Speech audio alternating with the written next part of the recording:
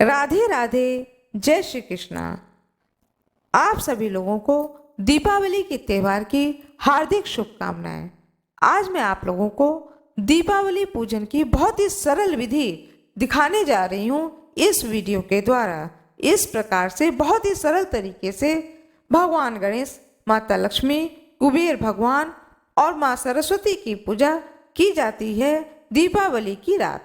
सबसे पहले दीपावली के दिन ब्रह्म मुहूर्त में उठना चाहिए, पूरे घर की साफ सफाई करनी चाहिए। इसके बाद में जिस स्थान पर आप माता लक्ष्मी और भगवान गणेश को विराजित करके पूजा करेंगे उस स्थान पर गंगा जल से छिड़काव अवश्य ही करें। इसके बाद उस स्थान पर पाटा या चौकी को रखें, उसके ऊपर लाल या पीले वस्त्र को बिछा दें। इसके बाद में आसन दें। मैंने दिया है चावल का आसन दें। चावल का आसन लगाएं, उसके ऊपर लाल वस्त्र बिछाएं, माता लक्ष्मी और भगवान गणेश को उस स्थान पर विराजित करें जैसा कि मैंने किया है।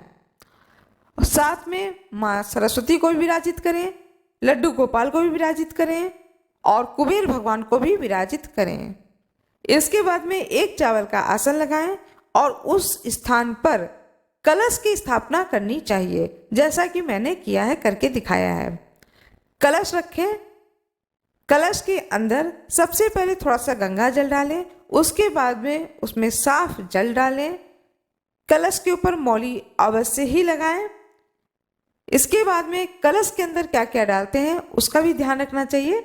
कलश के अंदर सिक्का डाला जाता है, हल्दी डाला जाता है, पुष्प डाला जाता है और थोड़ा सा अक्षत डाला जाता है। ये 4 चीजें अवश्य ही डालें।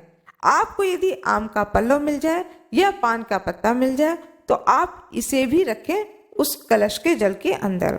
मुझे ये चीज़ें नहीं मिल पाई, मेरे पास जो चीज़ें थी उस विधि से मैंने पूजा किया। इसके ऊपर मैंने चावल की एक कटोरी रखी और उसके ऊपर एक दीपक को मैं जला रही हूँ। इसके बाद में सारे भगवान के ऊपर जल का छिड़काव किया। जल छिड़कने के बाद में सारे भगवान को मैंने पीला चंदन लगाया, लक्ष्मी माता को मैंने सिंदूर लगाया और माँ सरस्वती को भी सिंदूर लगाया। साथ ही नए बर्तन का भी पूजन किया जाता है दीपावली की रात को। तो नया बर्तन हो, गहना हो, जेवर हो, पैसे हो, रुपए हो, इन चीज़ों को भी माता लक्ष्मी के सामने रख करके उनकी भी पूजा विधि विधान से की जाती है। दीपावली की रात में पूजन में जो नया बर्तन हो, जो नए बर्तन आप लाए हैं उस नए बर्तन पर रोली से स्वास्तिक बनाएं और उस नए बर्तन के अंदर में चूड़ा, लैया, गट्टा, खील ये सब चीज़ें भरनी चाहिए और माँ लक्ष्मी के सामने भर करके ये बर्तन रखे जाते हैं। कहा जाता है कि ऐसा रखने से घर में भंडार सदा भरा रहता है, किसी भी चीज़ की कमी नहीं रहती है, इसलिए इन चीज़ों को रखना चाहिए। जो खीर होता है उसे माता लक्ष्मी को चढ़ाना भी चाहिए, साथ में भगवान गणेश को भी चढ़ाना चाहिए। इसके बाद में भोग लगाया मैंने। भोग में फल, मेवा, मिष्ठान, पकवान जो भी चीज़ें आपने बनाई हो इन सारी चीज़ों को आप भोग में लगा सकते हैं। इसके बाद में आप धूप दीप दिखा करके माँ लक्ष्मी और भगवान गणेश की आरती करें। माँ लक्ष्मी के सामने 11, 21, 51 यथाशक्ति जितना ज़्यादा हो सके दीपक को जलाना चाहिए।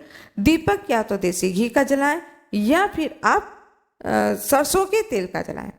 ध्यान रखें, दीपक देसी घी का जलाएं या सरसों के तेल का दीपक जलाएं। इसके बाद में पूरे परिवार सहित माँ लक्ष्मी की, भगवान गणेश की आरती अवश्य ही करें। आरती करने के बाद में पूरे परिवार सहित सभी लोग प्रसाद को लें। इस प्रकार से बहुत ही सरल विधि से मैंने पूजा विधान बताया आप लोगों को माता लक्ष्मी और भगवान गणेश की। एक बात का ध्यान रखिएगा, जो पूजा करिएगा तो पूजा का शुभ मुहूर्त जब हो उस समय पूजा करनी चाहिए। इससे माँ लक्ष्मी स्थायी रूप से घर में निवास करती हैं। साथ में मंत्र जाप भी करना चाहिए, श्री सूक्त का पाठ करना चाहिए। इसके बाद में क्षमा प्रार्थना करें।